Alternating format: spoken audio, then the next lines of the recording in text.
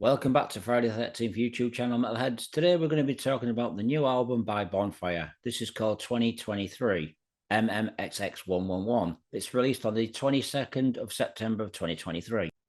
Now, we all know Bonfire are a fantastic German band that have been around since the early 80s. They've done some fantastic albums.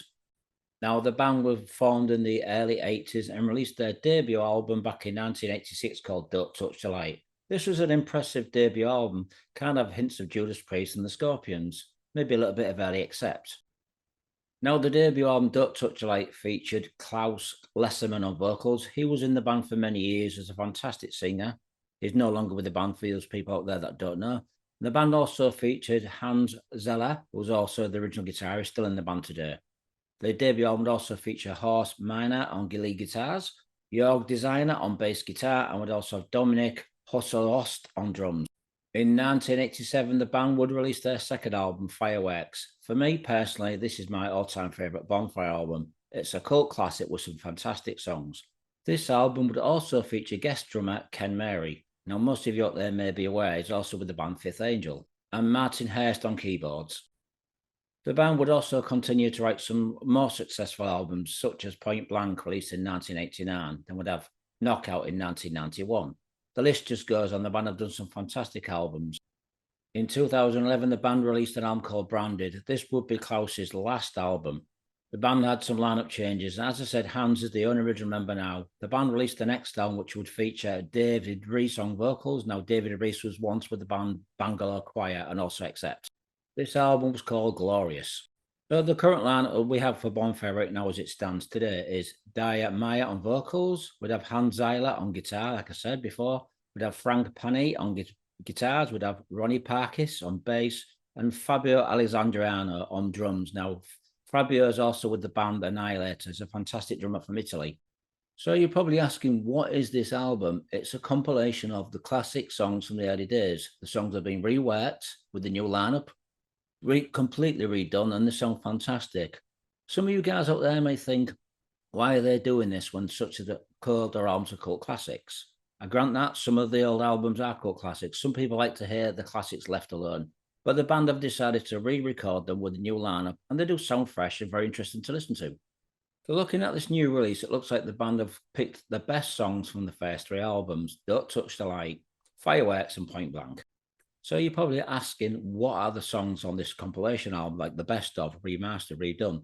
So you're probably asking, what are the songs on this album? Well, I'm going to say the tracks for this album. We'd have Ready for Action, Nevermind, Sleeping All Alone, Champion, Don't Get Me Wrong, Sweet Obsessions, Rock Me Now, American Nights, Fantasy, Give It a Try, Cold Days, and also Angel in White. So that's the songs from this new album.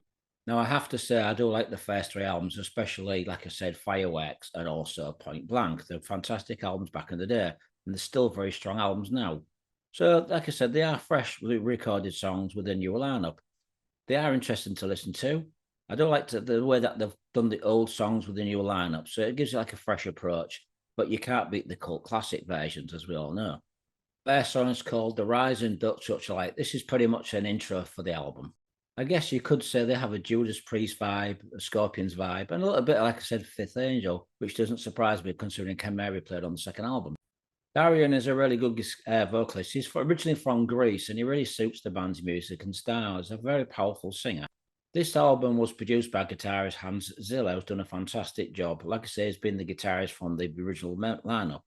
He knows what he's doing as a producer, he's had enough experience, and the production all around is very strong, solid, and very clear. The album was recorded at Flatliners Studio and also Godzilla Studios.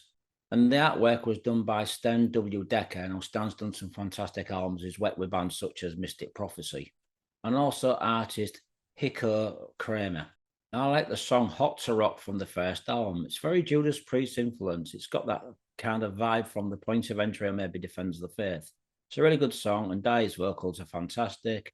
The music's great. There's some great musicians on this album, and it made it sound more fresh and a little bit more power metal influences, especially with Fabio's drumming. Nice bit of double bass drumming on this song. The song You Make Me Feel from the first album is a really good semi-ballad, It's got an orchestral vibe to it as well. I'm not sure if the original version, to be honest, has actually got that, but there's definitely a vibe of orchestral arrangements in this song. It fits in really well. It's a really well composed song. So check this one out, folks. I also like the song Don't Touch the Light from the debut album, the title track. This kind of reminds me of another German band called Letter X. So if you've heard the first two Letter X albums, especially Time of the Gathering, then you're really going to like this song. Now, I have to say, I'm impressed with this Bonfire album. Yeah, a lot of people like to leave the original classics alone, but I do have to respect this band for trying to do something new. They've come up with fresh ideas, they've reinvented the songs, but you can still hear the classic versions. I'm going to give this album 4.5 out of 5. I think it's a fantastic album. Bonfire's still writing some great songs, and they've still got a great lineup. So, metalheads, please check out Bonfire's new album. It's called MMXXIII, which I presume is 2023. It's released on the 22nd of September on AFM Records. Go and check it out, metalheads. You can't go wrong. Bonfire still rock.